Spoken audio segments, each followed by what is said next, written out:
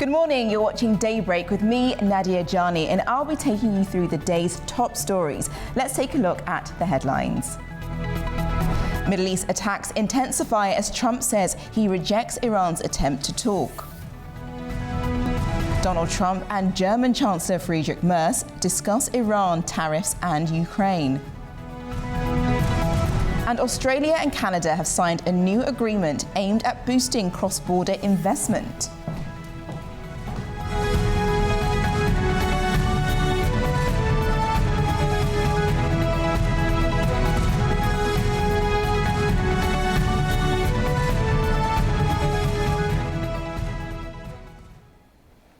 We now go to our top story for the day, and while you were sleeping, fighting between Washington and Tehran is widening, with fresh strikes reported across the region in the past 12 hours. Both sides say they are acting in self-defense as the death toll rises and global markets react.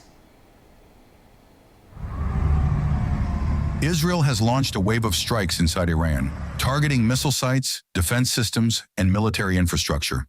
Iranian media report fresh explosions in Tehran, while the Iranian Red Crescent says at least 787 people have died since the fighting began, including up to 168 at a girls' school in Manab.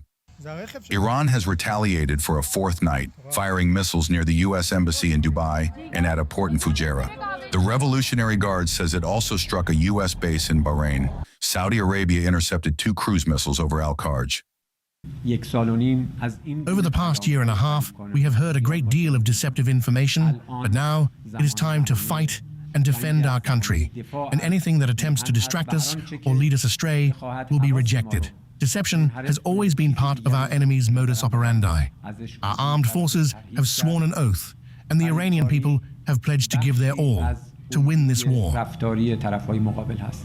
U.S. President Donald Trump said American forces joined Israel's assault to prevent a first strike by Tehran. Based on the way the negotiation was going, I think they were going to attack first, and I didn't want that to happen. So if anything, I might have forced Israel's hand, but Israel was ready and we were ready, and we've had a very, very powerful impact because virtually everything they have has been knocked out now. Their missile count is going way down. The Pentagon confirmed 4 American soldiers were killed in a drone attack in Kuwait on March 1st. A young girl also died from shrapnel injuries, and at least 3 others have been killed since the fighting began. In Lebanon, an Israeli air raid hit a residential complex in Baalbek, killing at least 4 and wounding 6. Thousands have been displaced.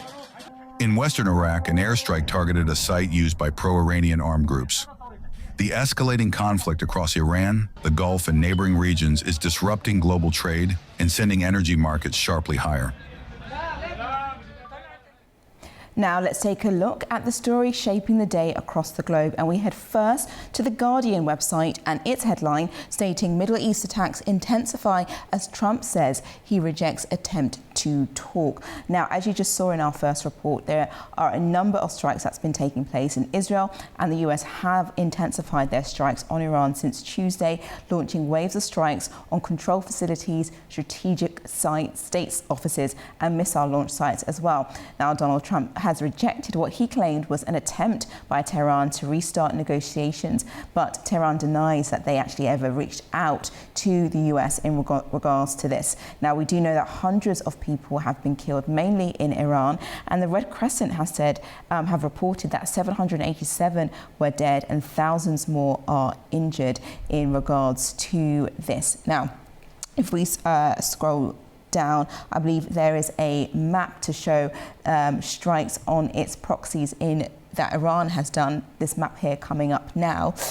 So this map shows strikes on what Iran has done on its proxies. So the US proxy bases, so in Dubai, the UAE, in Cyprus, Kuwait, Qatar, Bahrain and Oman. So everything in red is what Iran has produce retaliatory strikes that you can see on this map right here.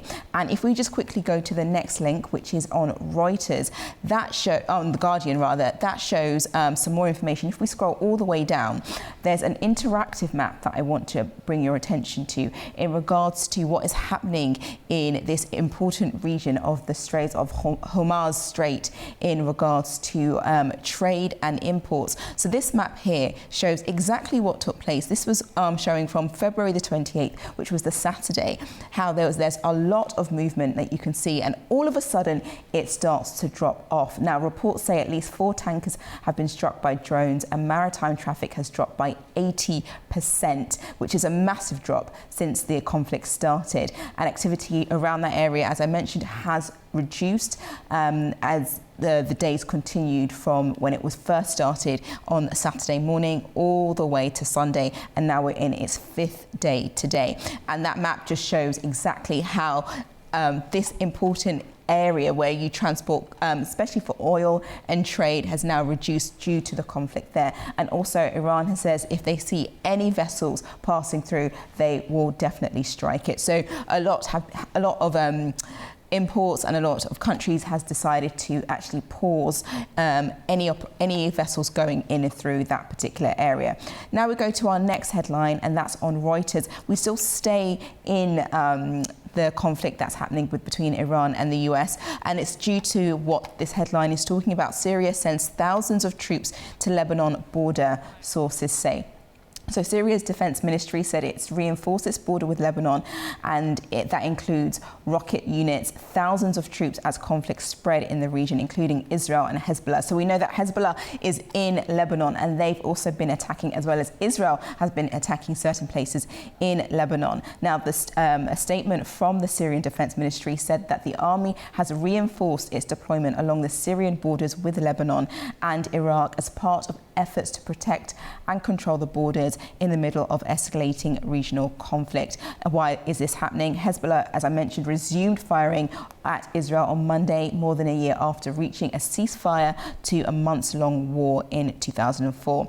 And Israeli airstrikes across Lebanon's south and southern Beirut have killed dozens and prompted thousands of people to flee towards Syria. So there's a lot of displacement that's also happening in regards to the conflict with Iran, US and Israel. Now we move over to Al Jazeera's website in regards to Spain. Now this war is having such a widening impact. So Spain balks at Trump's threat to cut off trade over NATO-Iran stance. So just to keep you up to date, yesterday Donald Trump threatened to cut off all trade with Madrid in regards to refusing to let the US military use its bases for missions linked to strikes on Iran. Spain said that it would not allow the country's military bases, which are jointly operated by the US and Spain but are under Spanish sovereignty, to be used for attacks on Iran. Now, the Spanish Prime Minister Pedro Sanchez, but you can see here shaking hands with Donald Trump, condemned the attacks as a breach of international law. Now, Trump has told reporters in the Oval Office in Washington, D.C. that Spain has been terrible, it was his words, for not basically allowing the US to use its bases and to cut off, and said that he wants to cut off all trade with Spain. But Spain has also issued a statement in regards to this, saying that we have the necessary resources to contain the possible impact of this trade embargo by the United States, and added that the US must comply with international law and bilateral EU-US trade agreements. So that's their front. They're saying this is what's in place in regards to their trade agreement that cannot be annulled, and it's up to them whether or not they want to have any US military bases at their sites, because they have sovereignty in regards to what they choose to have there. So we'll be keeping a close eye on that, because obviously Trump is not very happy with the move that they've made. We now move over to another headline today, and that's on the BBC website, and that's in What to Know About the Two Sessions, China's biggest political meeting. Now, Obviously, we know that there's a lot happening right now in the world, especially with the conflict in Iran. But China is also holding its annual political gathering, which kicks off this week. It actually kicks off on Thursday in Beijing, with the economy, technology and military high on the agenda. So why is it called the two sessions? It's because both the National People's Congress, which is called the NPC, and the Chinese People's Political Consultative Conference, CPPCC, hold their annual meetings separately.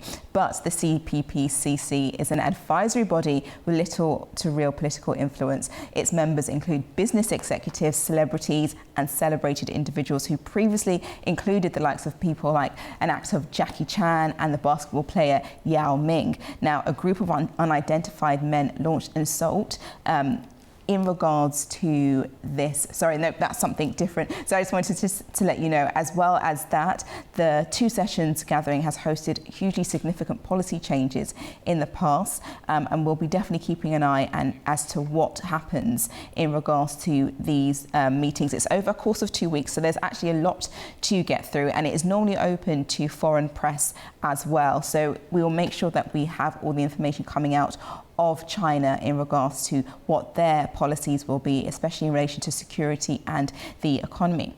Well, that's the press roundup for now, and we're going to take a short break. When I return, I'll discuss the rest of the global stories. Don't go anywhere.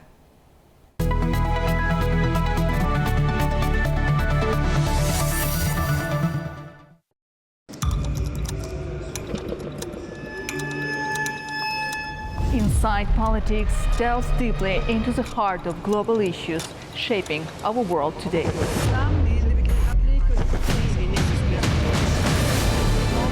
Join me for your go-to source of political analysis from across the region and beyond.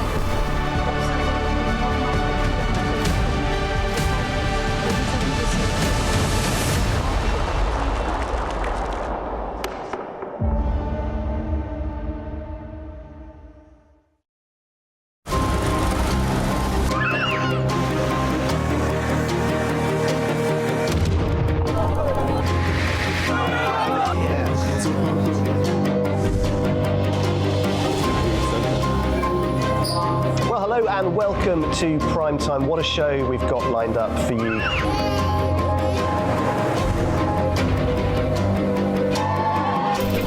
In a complex world, clarity is power.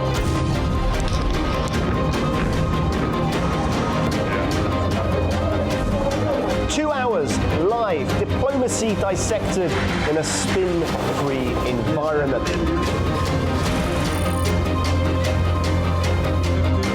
That's Prime Time with me, Guy Schoen, weekdays on A News.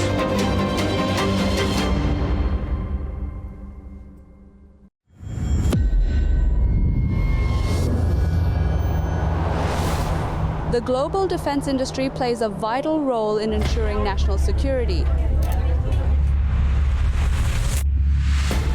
In Turkey, companies in this sector strengthen domestic production and enhance military independence.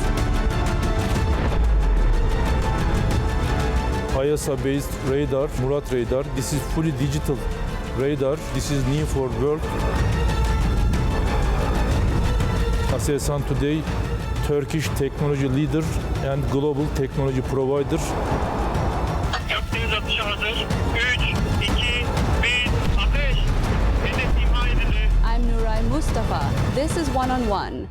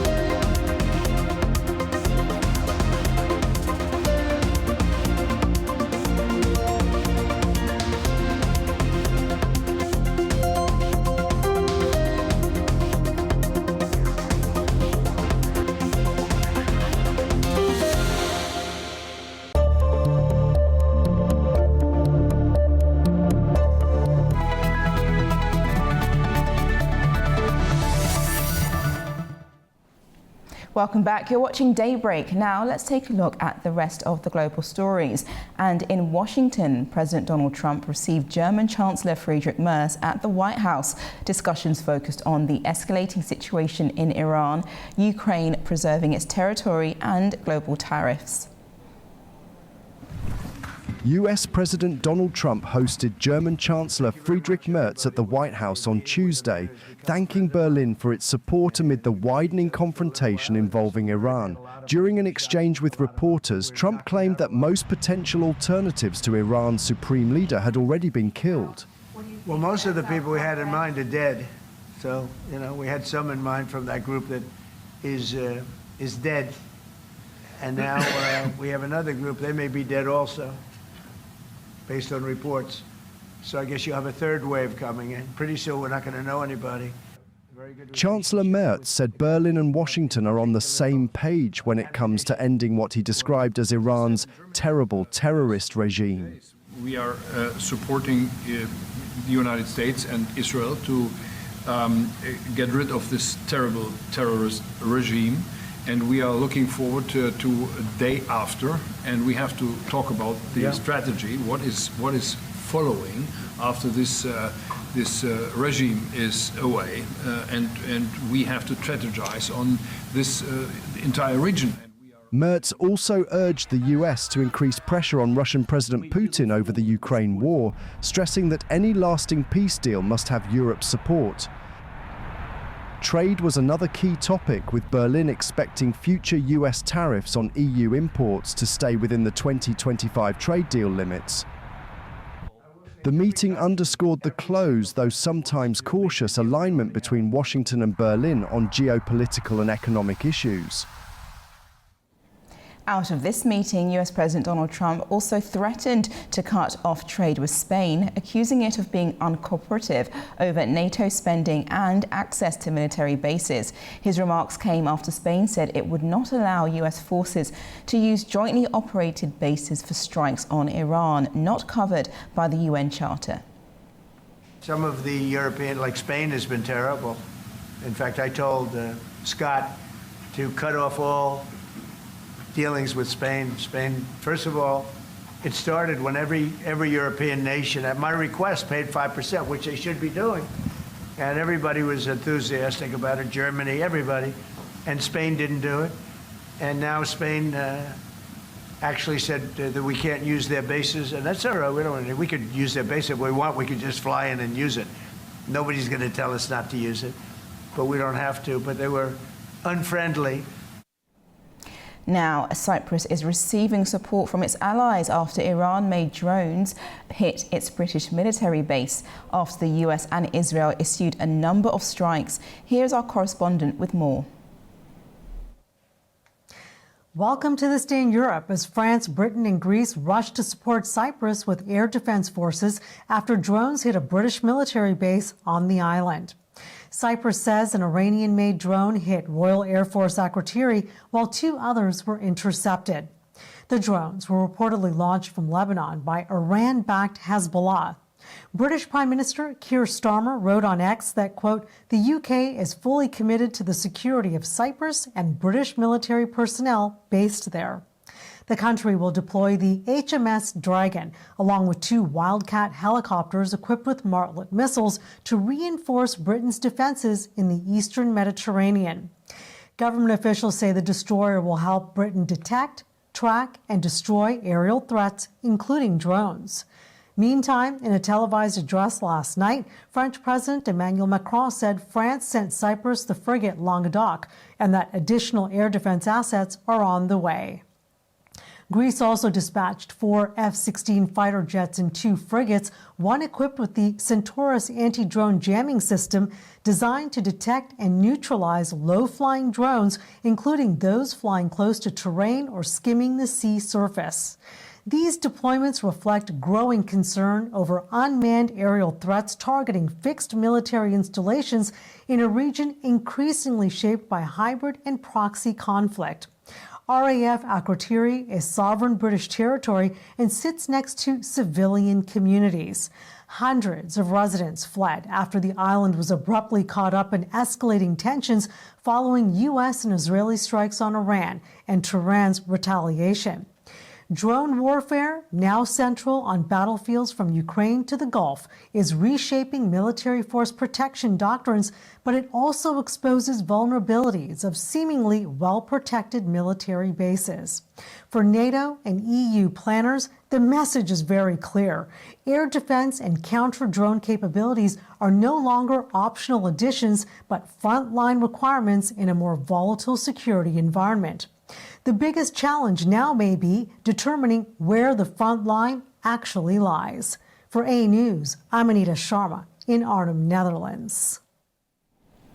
Staying on the conflict, an official Israeli source has told A News that the overarching strategy in Iran is to remove what it calls an existential threat to the state of Israel.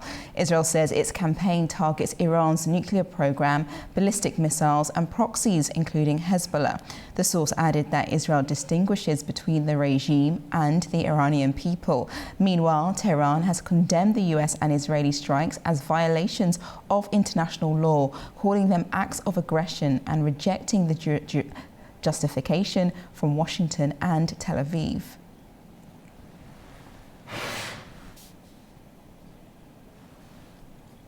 And these tensions are widening, with Israeli forces moving to secure strategic positions along the border as the conflict escalates. Attacks between Israel, Iran and Hezbollah have already displaced tens of thousands in Lebanon, with new threats emerging for the wider region. RA News correspondent Maria Rodriguez Albaldi has more from Tel Aviv. Israeli troops advance on strategic positions to create a buffer zone along the border. The Lebanese army withdrew from its post to ensure the safety of its personnel. Israel stated that it seeks to prevent attacks against its border cities. Meanwhile, Israel launched simultaneous attacks in Tehran and Beirut against Iranian and Hezbollah military targets. The Shiite movement responded with drones and rockets against 3 Israeli bases. The bombings have already displaced at least 30,000 people in Lebanon, according to the UN. 4 ballistic missile attacks from Iran happened this morning. Some fragments damaged several buildings here in Tel Aviv. Israeli emergency responders treated at least 3 injured people. The war in the Middle East is spreading across the region, and at the same time, it's becoming clear for Trump that it's maybe too late to negotiate it. Netanyahu insists on the strong alliance he has now and how both of them are determined to continue with their plan. Saudi Arabia is expected to attack Iran soon after they were attacked yesterday, according to a senior Israeli official.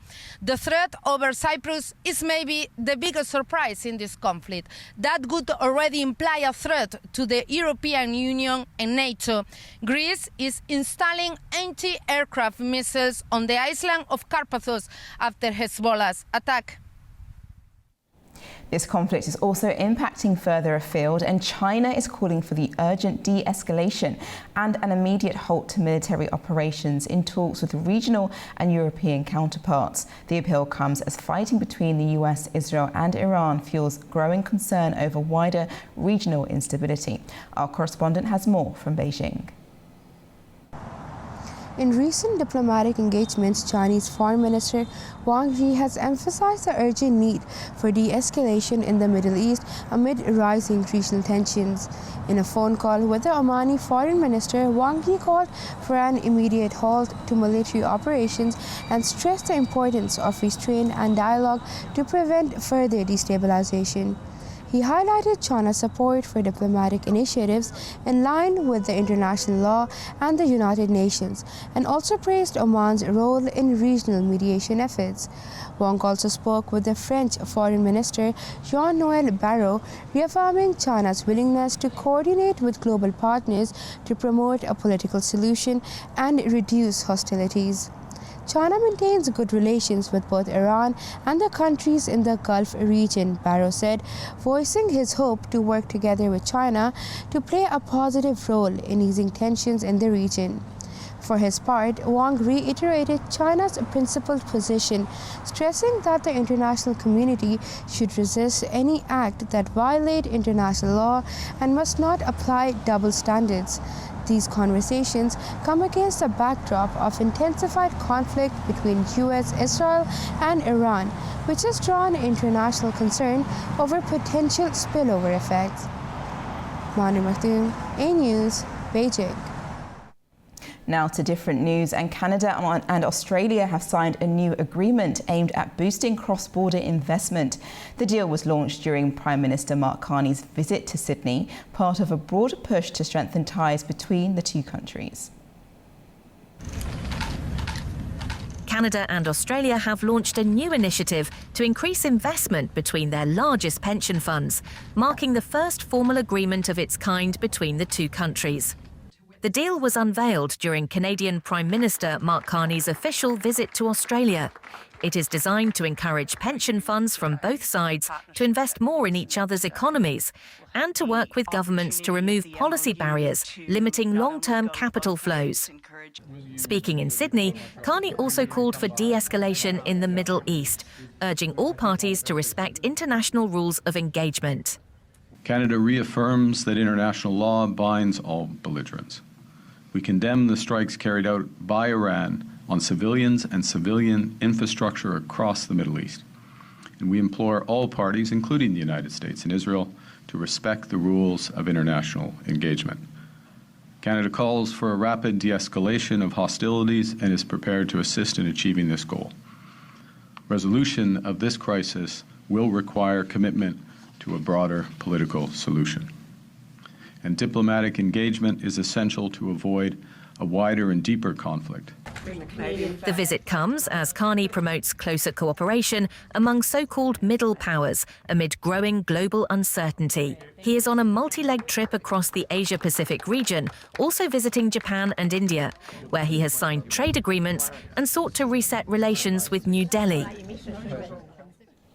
We're going to take a quick break. When I return, I'll be joined by a global guest to go through what's happening in relation to the conflict with Iran, US and Israel. Stay with us.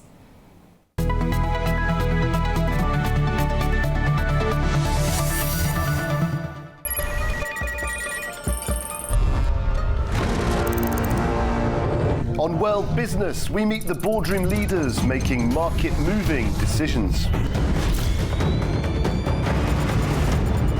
And find out how leaders are dealing with continuous technological disruption.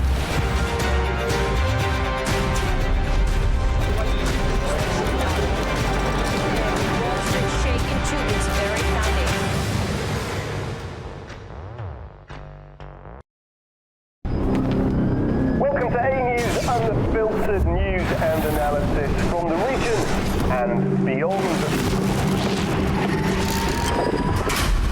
From Washington to Beijing, Tehran to Kabul, to Tbilisi to Tashkent. Hello, I'm Jay. That's challenging. Today is the third. We're with you 24/7, taking you live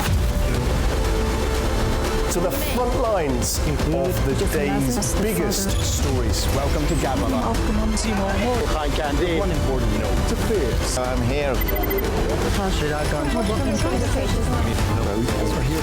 Azerbaijan and Armenia. Hello, we are reporting on the 8th of November.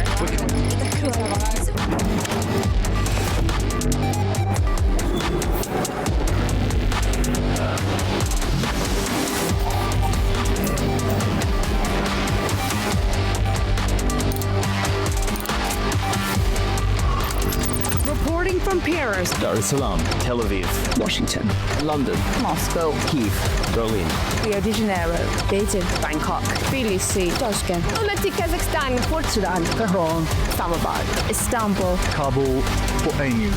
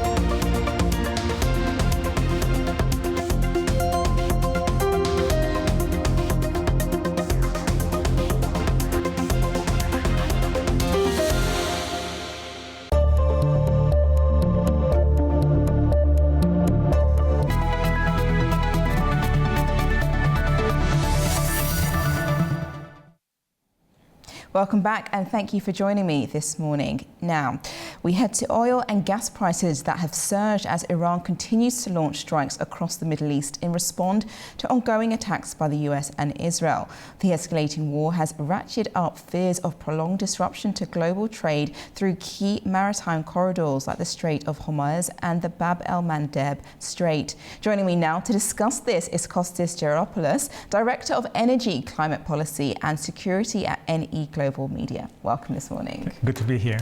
Great, let's get to it. Now, the impact of the conflict between the US and Iran is being felt across the globe, which we very much know of. And oil and gas prices in particular have been hardest hit with, I think, prices are soaring up to 98% was the last thing I heard.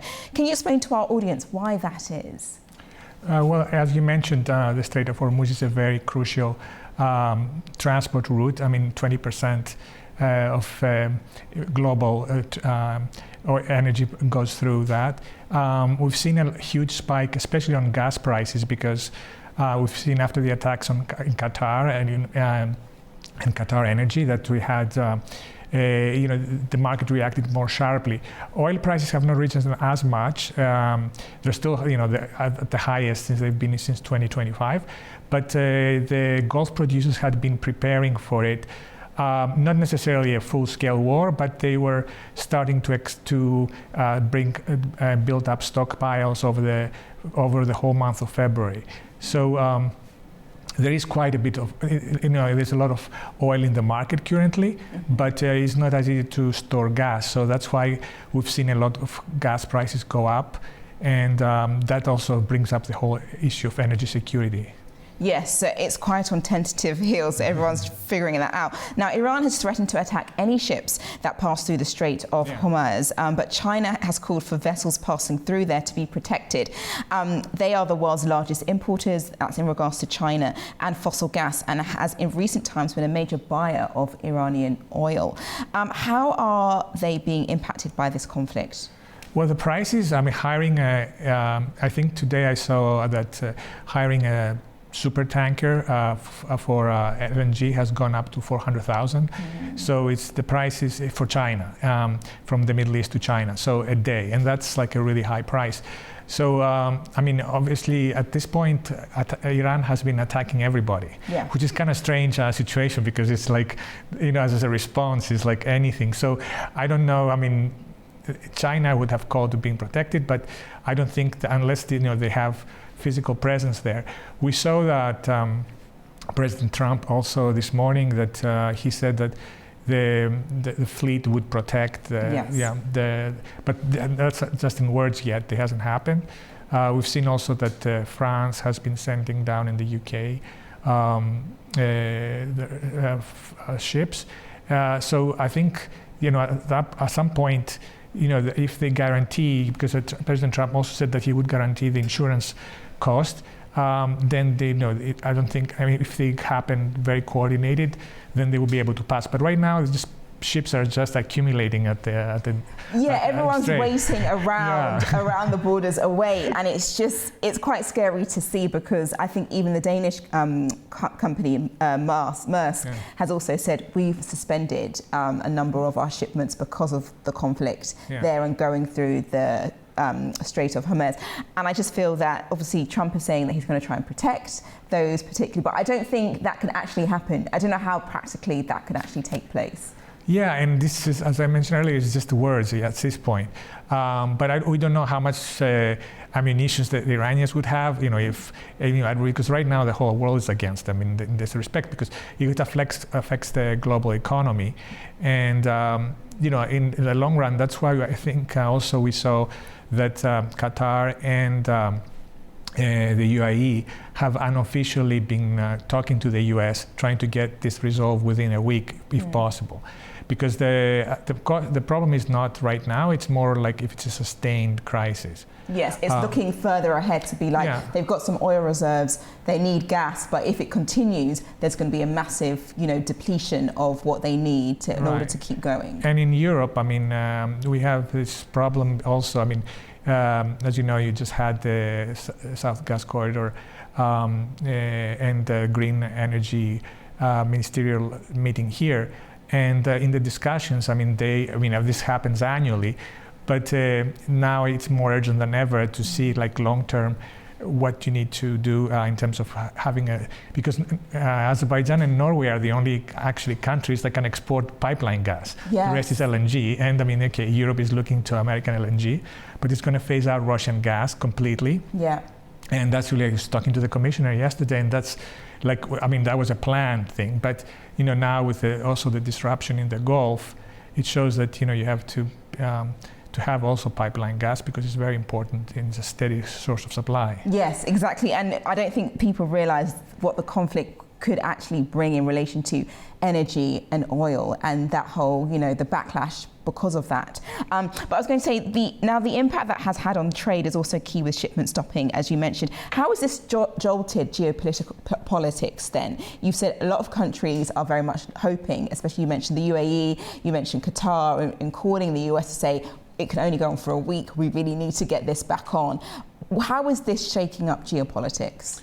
Well, it's also affecting the airline industry and everything. So, it's definitely, they want a quick resolution, and this is, now this is affecting anybody. People at the UAE and Qatar never thought they would be dragged into this. Yeah. And now it's like really affecting their economy. They thought that they were like safe economic havens and everything, and now they're like in the core of the whole crisis. So definitely this is also going to affect the relationship between the neighbors, the relationship with the EU, with the US, and I think also like in future projects will be kind of planned with this in mind to protect them from this kind of situation. I definitely think it's a wake-up call because obviously we've seen so many people want to run away from or return home from Dubai, Abu Dhabi, their holidays that the Middle East was very much looked upon, especially the Gulf state, looked upon as very much safe and very opulent and a place of a destination to get away from, your worries and your troubles. But unfortunately, worries and troubles have found them in this key conflict area because of that. What are countries now doing? You've mentioned that a few of them have contacted the US to see whether or not they can, denounce and stop this from happening. What are other countries doing in regards to this conflict to see what can be done to, to move along from this? Well, in Europe, we had the Ukraine crisis, which is ongoing, but that was a wake-up call when it happened. I think that they had started to diversify their sources, so there's a lot of potential for US LNG to come in. But also, they were looking at Gulf countries like the Qatar, and that's completely stopped right now. Mm-hmm. So we saw that the Chancellor Merz was in the US also. He was talking to President Trump. He also pushing for a quick resolution. The relations is also affecting like how we saw that how the U.S. was not happy with President Trump with the UK and Spain, but it's also kind of you want to appear like you get involved in this, but at the same time, those countries do not want to appear like they're actually backing the campaign because they're being hit as a retaliatory. Yes, you don't want to be dragged in, and that's exactly what's happened with Cyprus. Obviously, right. Cyprus is a very close. Yeah, friend. That was a very small thing. We don't even know if it came from Iran or Lebanon. Yes. And it was a drone that landed on with no casualties, just on the runway, I believe.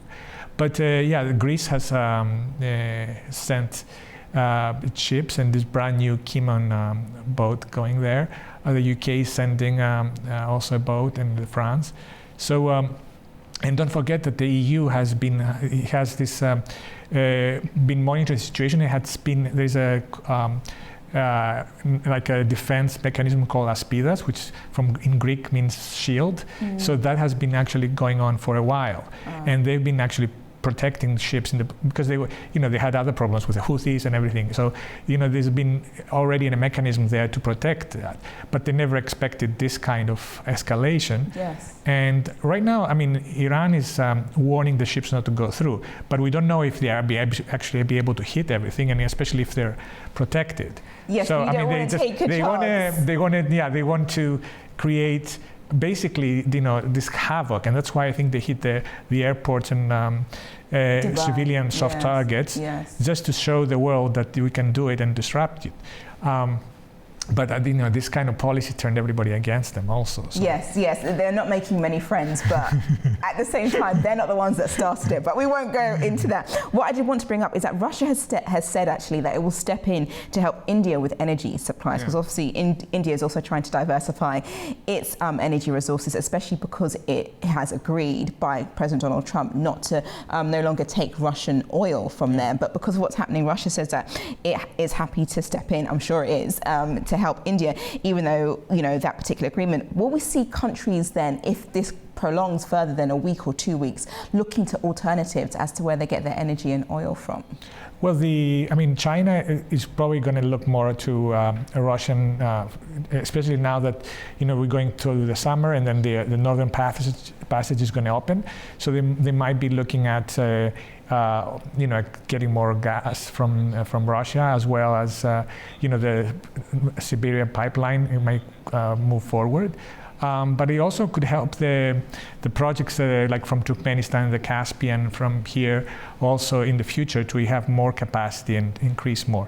And then at this time also with the South Gas Corridor to just go to the maximum increase in volumes.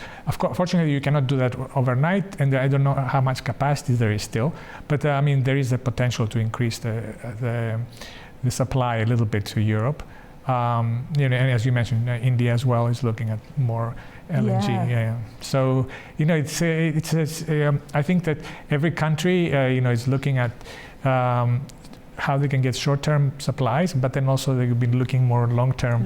Yes, exactly that. And my final question is, obviously you mentioned a number of things, but there is still a lot of uncertainty because of this, and we're now 5 days into this conflict. How might things play out on the global stage? Do you think that there is a US strategy to all of this? Obviously, there's pressure on the US to stop all of this, but what is their overall strategy? I know that Trump has said that his objective has since changed when he was questioned about, what is the reason, what are you trying to push in regards to government change or, stopping their nuclear program there. But what is the actual overall, do you think, US strategy in regards to that? I don't know, you could ask them. It's not that clear. I think it became clear that they wanted the Supreme Leader removed for a long time, and also the resolution to the nuclear program. But I don't know. Things seems like to be shifting, but at this stage, we don't know exactly what their game plan is. Yeah. It's interesting because, we'll definitely figure things out, but day 5, and it's definitely shocked the markets, as we can see. And yes, it's something that we'll definitely be watching closely too. Absolutely, yeah. Thank you so much for joining me today for this, Mr. Geropolios. Thank you. Thank you, it's a pleasure to be here. Great, thank you very much. Now, let's turn to some regional news, and hundreds of foreign nationals are leaving Iran through the Azerbaijan's Astara border crossing amid security concerns. Since Saturday, over 900 people have crossed, with more expected in the coming days. The evacuations come after US and Israeli strikes on Iran and Tehran's missile retaliations across the region. Our correspondent Gulcin Hojilivia reports from the scene. The Astara state border checkpoint has emerged as a major humanitarian corridor as civilians and foreign nationals flee escalating tensions in Iran. Since Saturday, more than 750 people have been evacuated through the crossing, including citizens from nearly 20 countries. Large groups of Chinese, Russian and Pakistani nationals are among those arriving, with evacuations continuing daily under close coordinations between border authorities and diplomatic missions. 4 staff members of the Embassy of Switzerland in Iran were evacuated via Astara, along with members of the Embassy of Russia in Iran. The diplomatic teams crossed safely and expressed gratitude to Azerbaijan for facilitating their departure. The surge follows the Azerbaijani government's decision to open the checkpoint to allow stranded nationals to leave Iran amid ongoing military operations by the United States and Israel. On the ground, crossings remain steady. Border officials continue processing arrivals throughout the day as embassies coordinate further evacuations. As regional instability deepens, Astara has transformed from a quiet frontier town into a critical exit route for those seeking safety beyond Iran's border. Gulcin Hojalieva, Nijat Kasumov, A-News. Staying close on this, people crossing into Turkey from Iran describe heavy destruction, panic and a collapse in currency after days of bombing. Here's more.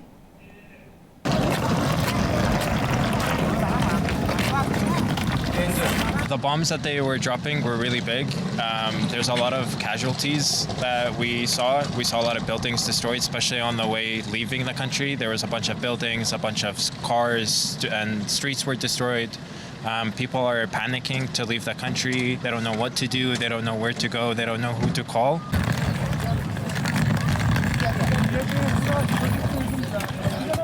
What about food? So for the currency, obviously there was a sudden drop as soon as the war started. It lost more value. Most of the restaurants and cafes were closed for business, obviously. In terms of the markets, people were living their day-to-day lives. It's not like they can stop living. But there is a certain stress in the air, when this kind of stuff happens. Obviously people are a little bit scared and they are upset. Especially considering that, the bombs are never particularly just for military sites.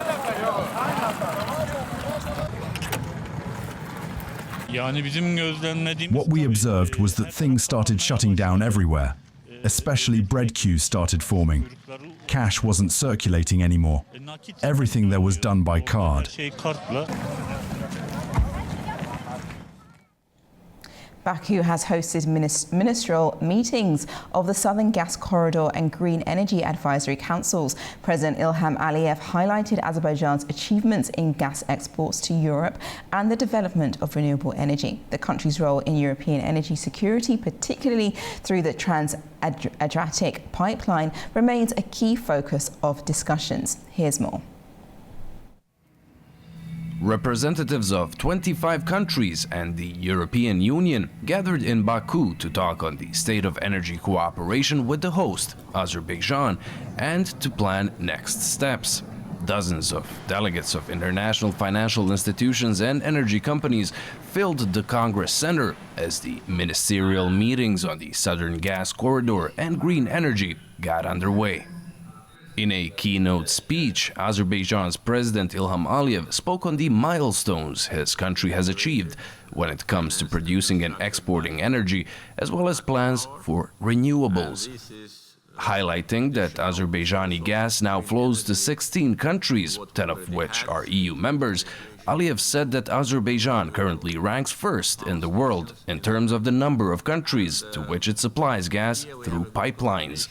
On green energy, Azerbaijan's president said when the current projects are realized, the country is expected to obtain 6 to 8 gigawatts of energy from alternative sources by 2032. So this, of course, is a big asset. So we need to export it, and we need to use this electricity for domestic purposes to substitute natural gas, which we are using so far to produce electricity, and to provide conditions for growing economy, growing industry, including our plans with respect to communication sector, AI, data centers. All that are already projects which are in the pipeline, especially after signing last month here in Baku between Vice President of United States and myself, the Charter on Strategic Partnership between the United States and Azerbaijan, which covers many areas, including AI, energy, connectivity, and many others. The meetings that followed were co-chaired by Azerbaijan's Energy Minister and the European Commissioner for Energy and Housing. The guest from Brussels spoke of Azerbaijan at the opening session as the backbone of European energy security today, pledging that the EU will remain a reliable buyer. When Russia began its war of aggression and its weaponization of energy, the European Union took the decision to diversify our energy supplies. To replace Russian energy, we turned to our most trusted and reliable partners, and Azerbaijan was chief amongst these. Since then, we have significantly increased natural gas deliveries through the Southern Gas Corridor. And since late 2020, the Trans-Adriatic pipeline has already delivered more than 50 billion cubic meters of Caspian gas to Europe. What followed were 3 sessions on the current state of the Southern Gas Corridor, a new stage in its development, and green energy projects. When it comes to numbers, data shows that out of 25.2 billion cubic meters of gas Azerbaijan exported last year, some 51% went to Europe, while Turkey, Georgia, and Syria accounted for the rest.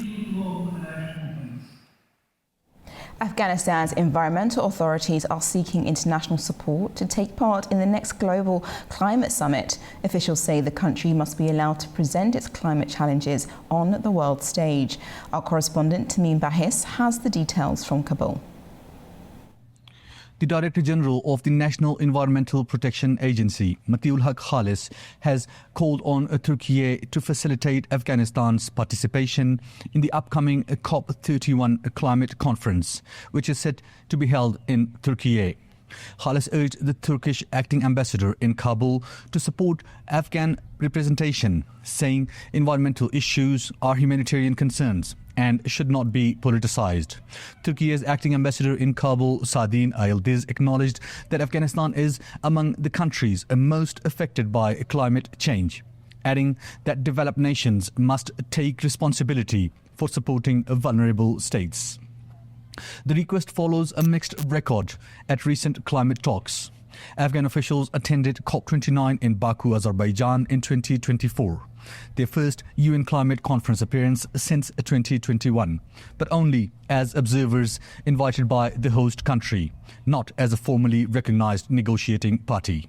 However, Afghanistan was not invited to attend COP30, with no official invitation issued by the UN Framework Convention on Climate Change. Meanwhile, the country faces severe environmental pressures. Droughts have damaged agriculture and worsened food insecurity.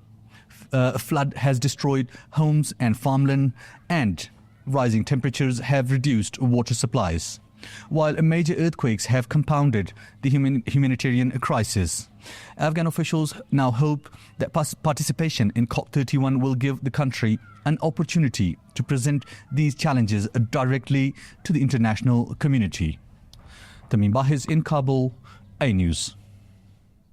It's now time for a break. When I return, I'll have a full update on the latest headlines, plus a look at what's making the front pages this morning. Stay with us.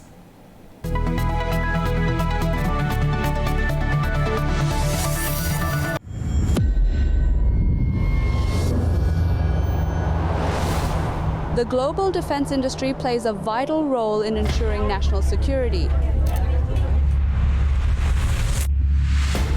In Turkey, companies in this sector strengthen domestic production and enhance military independence. ISA-based radar, Murat radar. This is fully digital radar. This is new for world. Aselsan today, Turkish technology leader and global technology provider. Gökdeniz atışı hazır. 3, 2, 1, ateş. Hedef imha edildi. I'm Nuray Mustafa. This is One on One.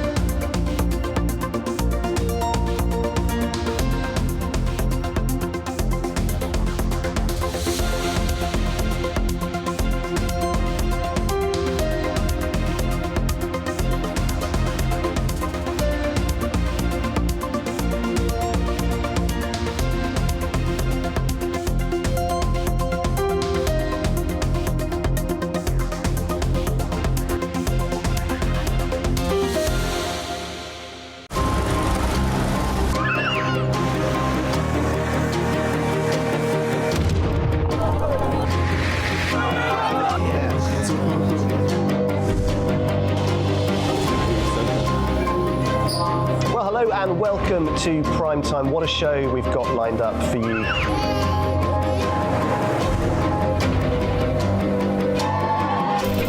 In a complex world, clarity is power.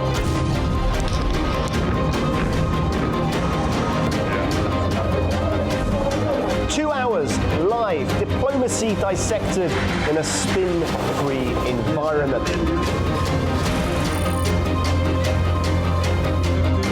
That's Prime Time with me, Guy Schoen, weekdays on A News.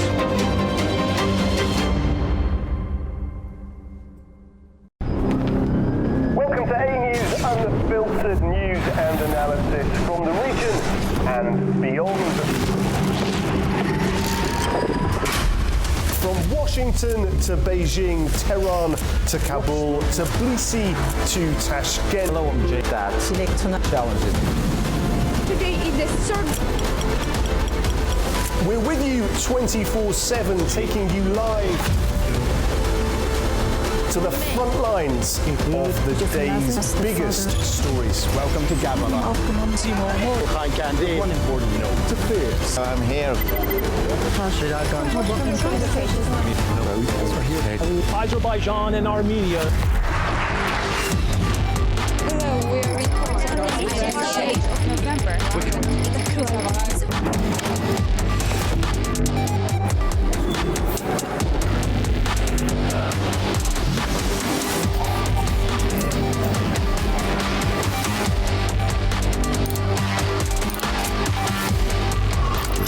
Reporting from Paris, Dar es Salaam, Tel Aviv, Washington, London, Moscow, Kyiv, Berlin, Rio de Janeiro, Beijing, Bangkok, Tbilisi, Tashkent, Almaty, Kazakhstan, Port Sudan, Tehran, Islamabad, Istanbul, Kabul for A News.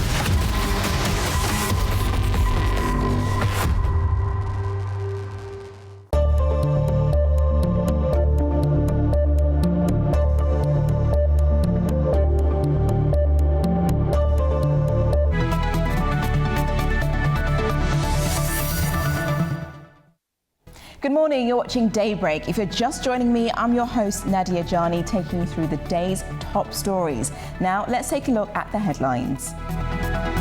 Middle East attacks intensify as Trump says he rejects Iran's attempt to talk. Donald Trump and German Chancellor Friedrich Merz discusses Iran, tariffs and Ukraine. And Australia and Canada have signed a new agreement aimed at boosting cross-border investment.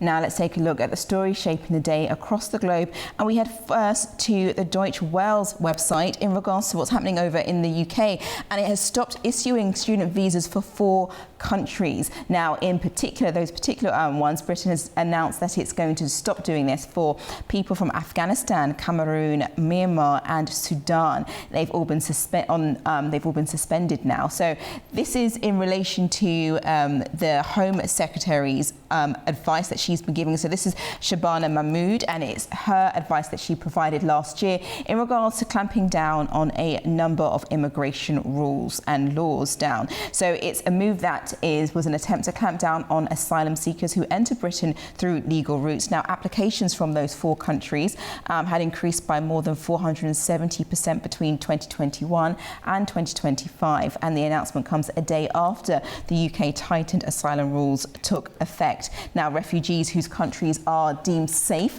will be expected to return under these new rules, and migration, we know, in the UK has been a major issue in UK politics, and it's something the Labour government is trying to get a grip on. So these 4 countries now, Afghanistan, Cameroon and Myanmar and Sudan, are all grouped together. Afghanistan a little bit different in regards to that, because they are just suspending work visas, but for the other 4 it's actually in relation to student visas and them seeking asylum via the legal routes, as they were doing it via student visas instead. So it's a topic that we'll definitely keep you updated upon. Right, we now move to the next story for today making headlines, and that's on Al Jazeera. And Spain refuses to let US use bases for Iran attacks. Now, we know Iran will be is all over the headlines this morning, and it has been for the past 3 to 4 days. And Donald Trump has recently threatened to cut off all trade with Spain for refusing to let it use its US military bases for its missions to strike Iran. Now, Madrid said that it would not allow the country's military bases, which are actually jointly operated by the US and Spain, but are actually under Spanish sovereignty, to be used for attacks on Iran. And the Spanish Prime Minister, Pedro Sanchez, has condemned the attacks as a breach of international law. Now, Trump told reporters at the Oval Office in Washington on Tuesday that Spain has been terrible, his words, for not allowing the US to use its bases, and said that it will cut off all trade with Spain in regards to that. Now, due to that, the Spanish government has released a statement saying that they have the necessary resources to contain the possible impact of the trade embargo by the US, and added that the US must comply with international law and bilateral EU-US trade agreements. So they're saying, look, everything should still stand as it has, and they are within their own right to say yes or no to whether or not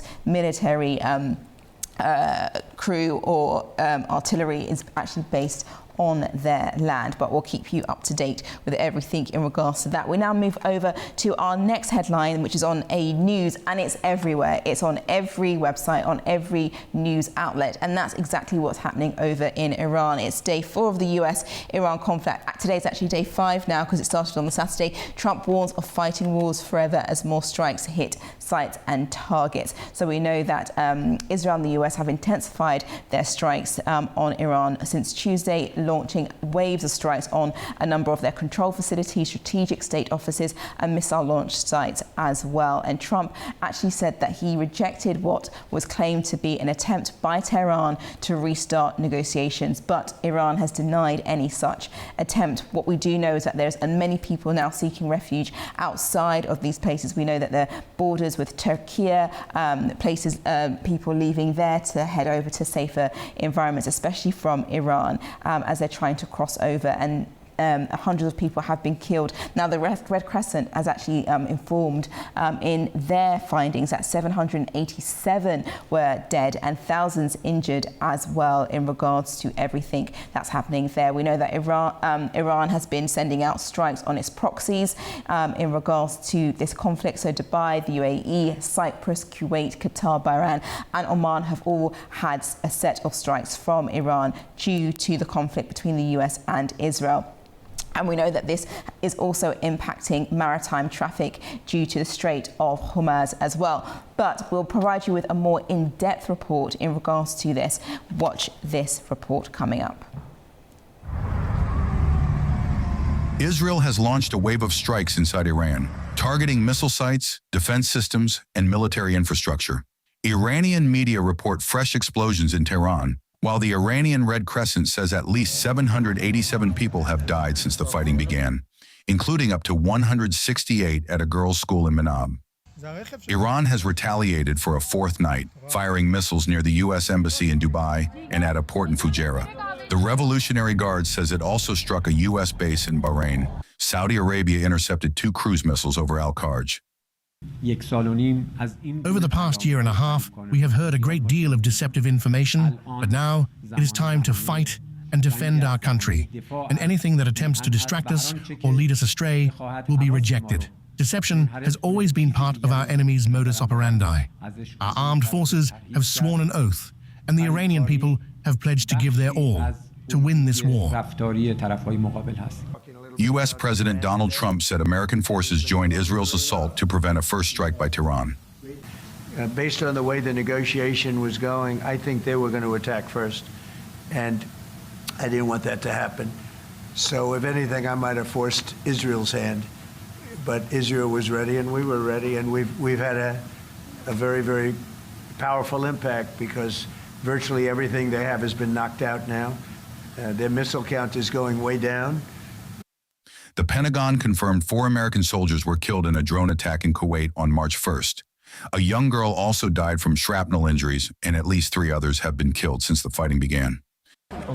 In Lebanon, an Israeli air raid hit a residential complex in Baalbek, killing at least 4 and wounding 6.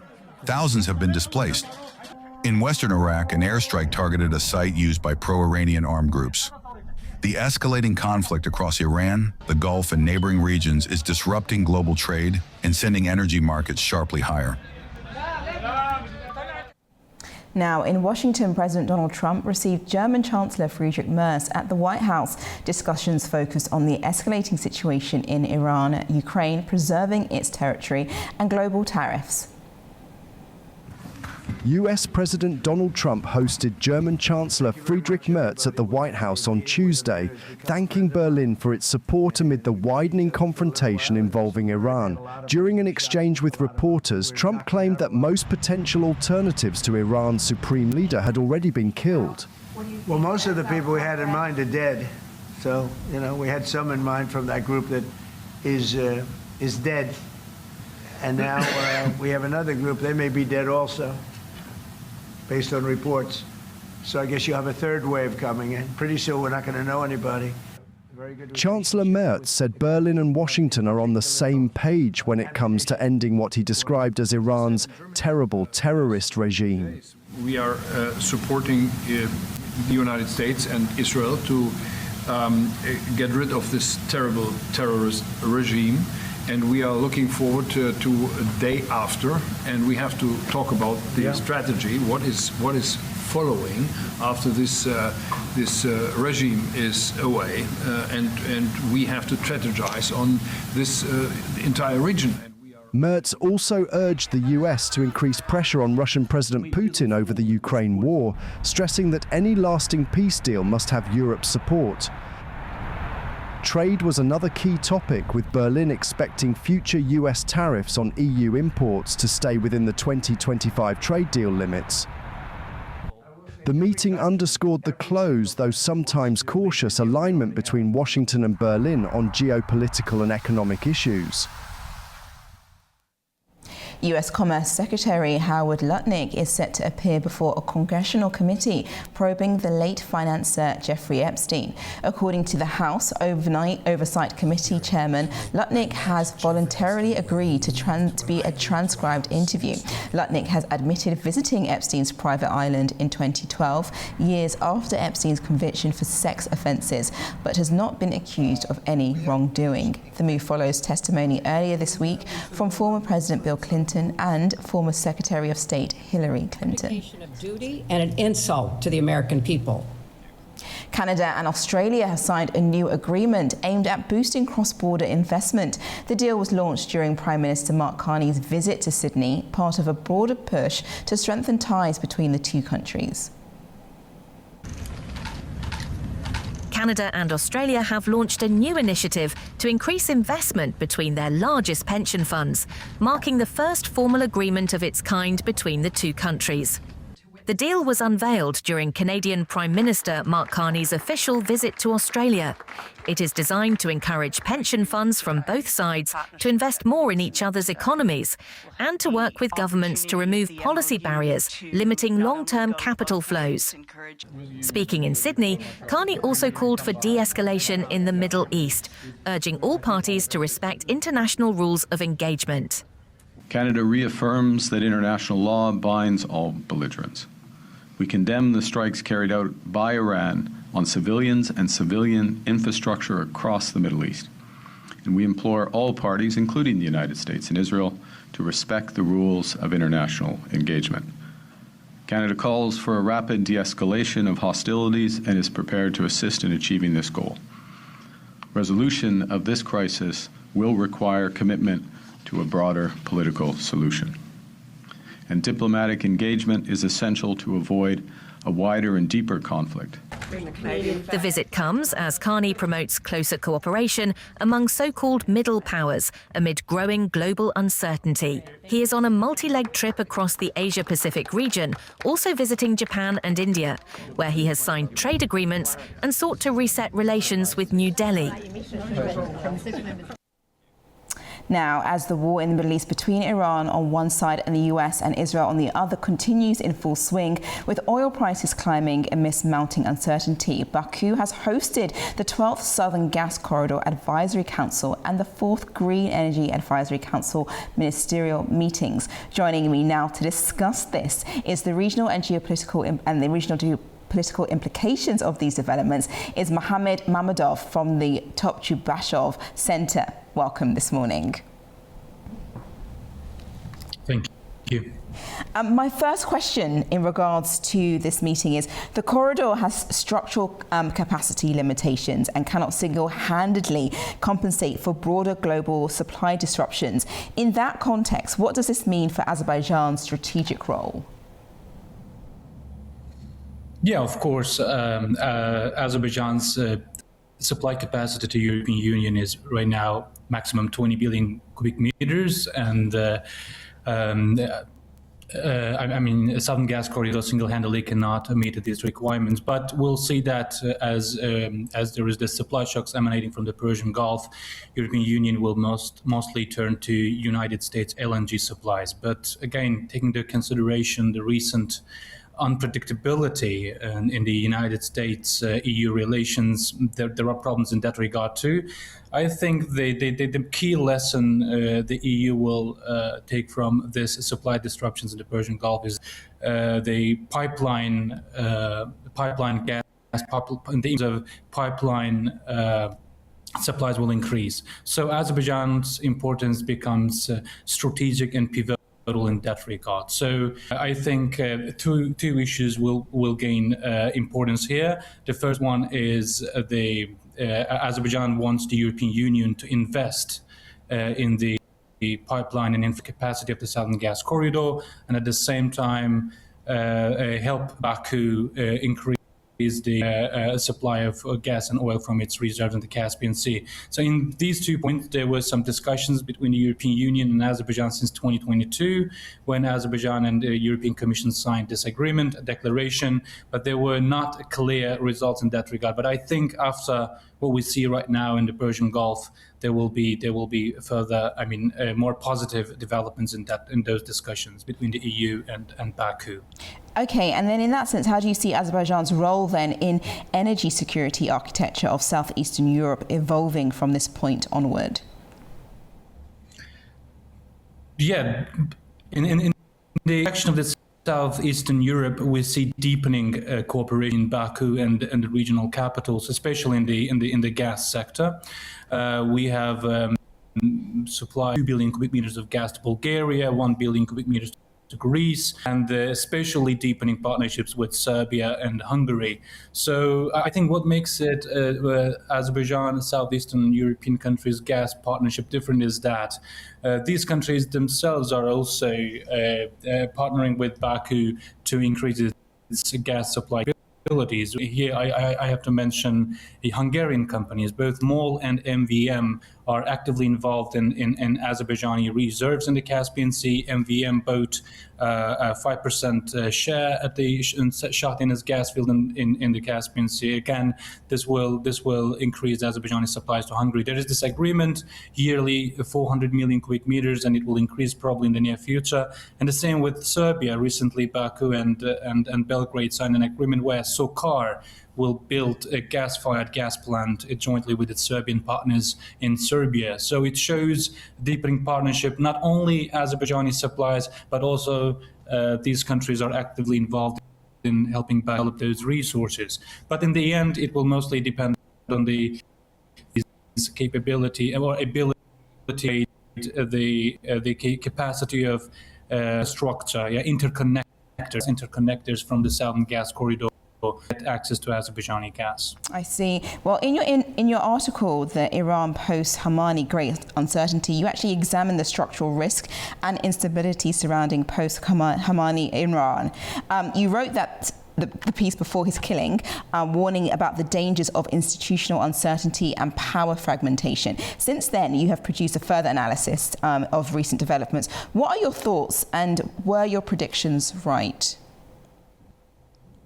Well, I think they were expecting that. So I think the death of Khamenei, supreme leader, was a very big earthquake for power vertical in Tehran. But at the same time, we saw that they somehow absorbed it and adapted their moves accordingly.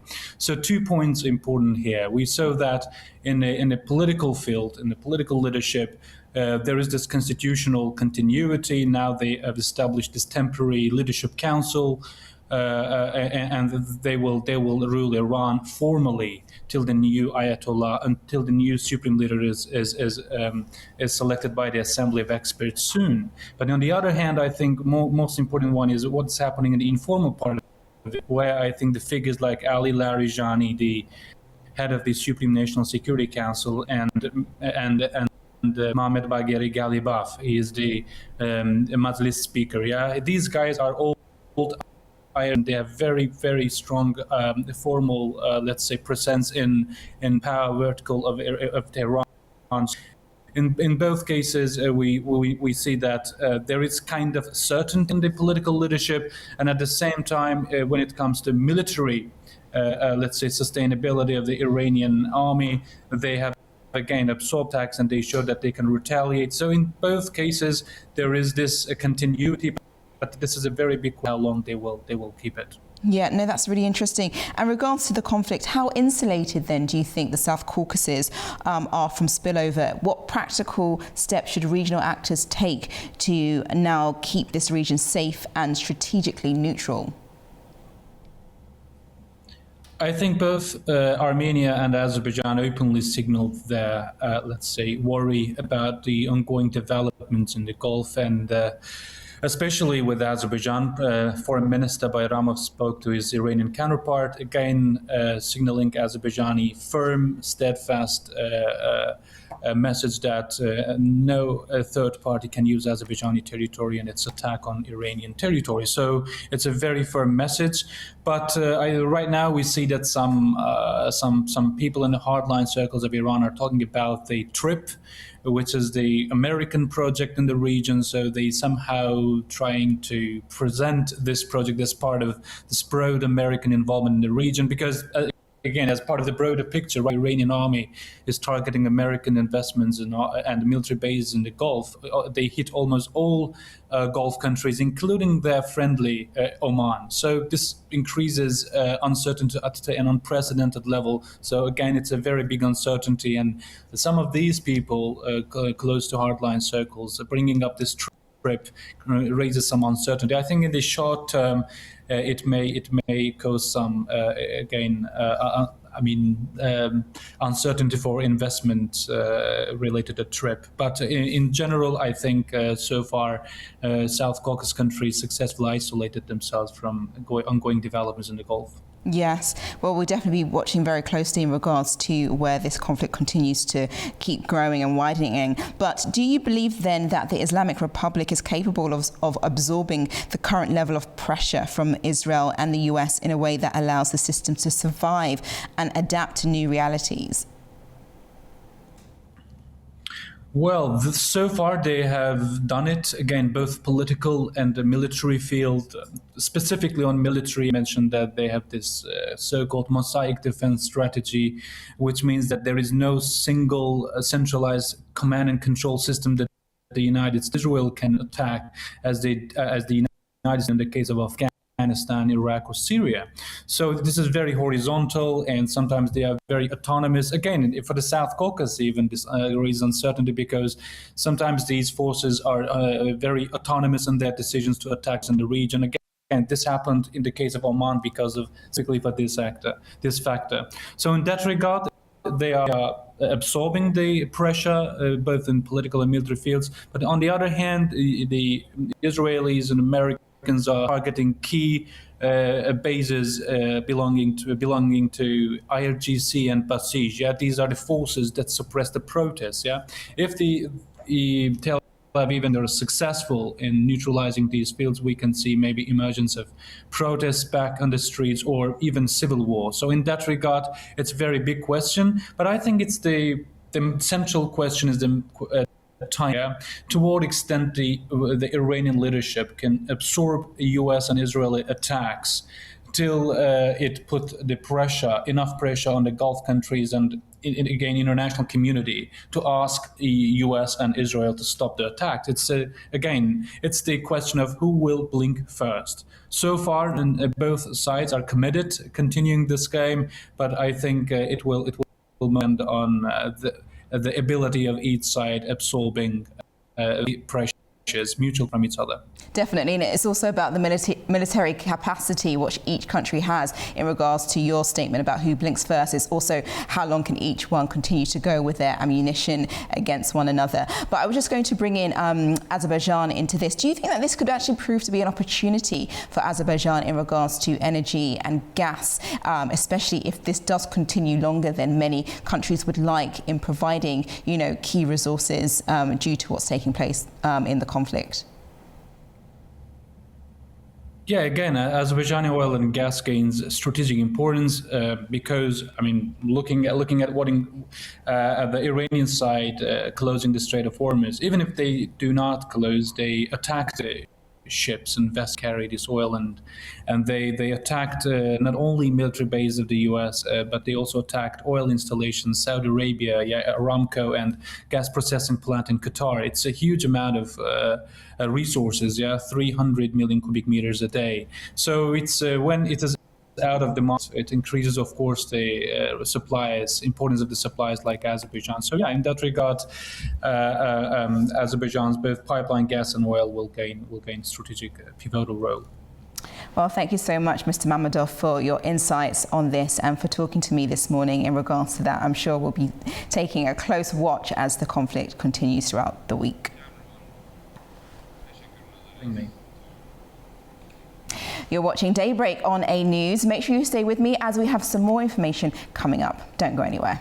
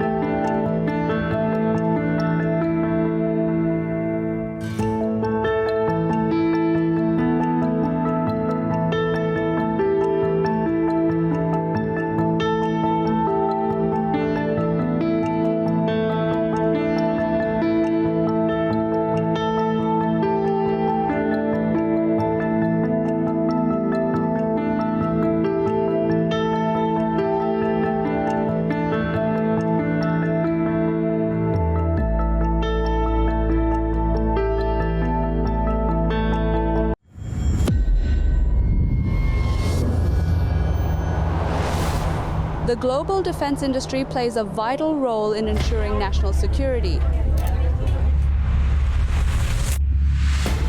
In Turkey, companies in this sector strengthen domestic production and enhance military independence. ISA-based radar, Murat radar. This is fully digital radar. This is new for world. Aselsan today, Turkish technology leader and global technology provider. Gökdeniz atışı hazır. 3, 2, 1, ateş. Hedef imha edildi. I'm Nuray Mustafa. This is One on One.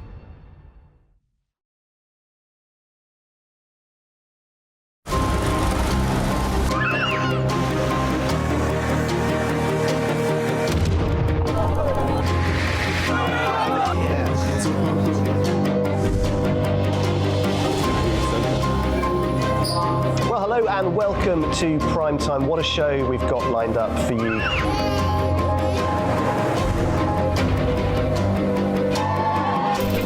In a complex world, clarity is power.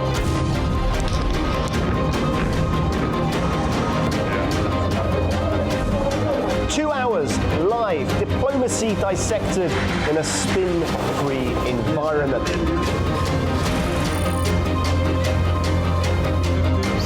That's Prime Time with me, Guy Schoen, weekdays on A News.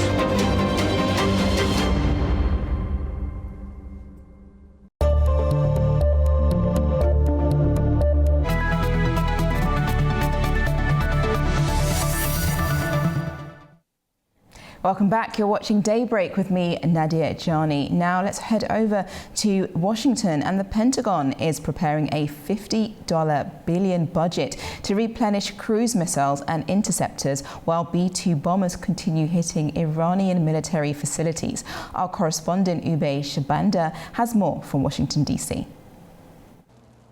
President Trump has said that he will meet with top U.S. defense contractors at the White House to encourage them to speed up weapons productions, in particular long-range cruise missiles and missile interceptors, as U.S. stockpiles of these weapons has been increasingly strained due to the ongoing conflict with Iran, as well as U.S. supplies to Ukraine.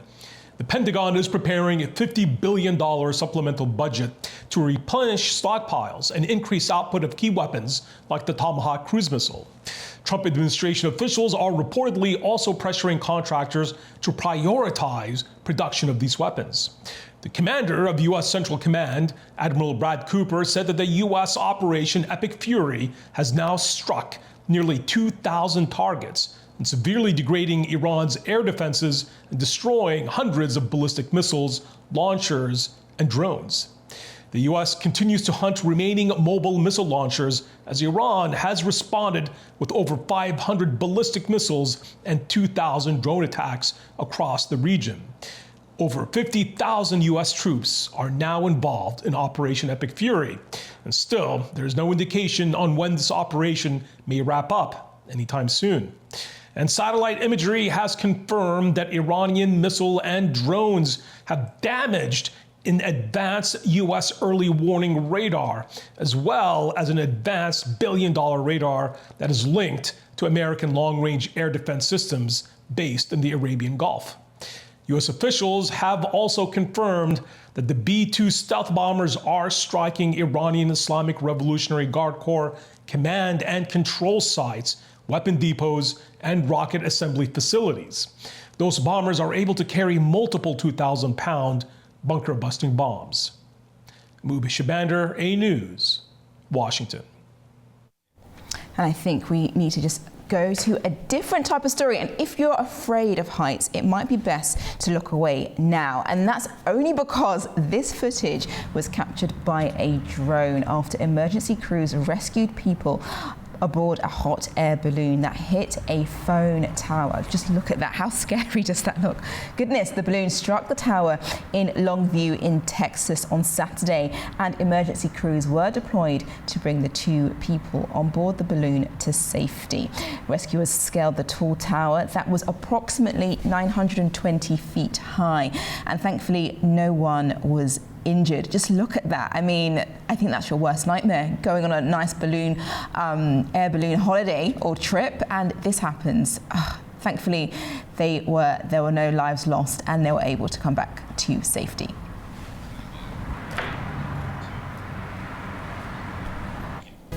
Thank you for watching Daybreak. Those are your updates for the morning. Make sure you stay tuned to A News for further updates throughout the course of the day. I'll be back tomorrow to provide you with the latest. Take care.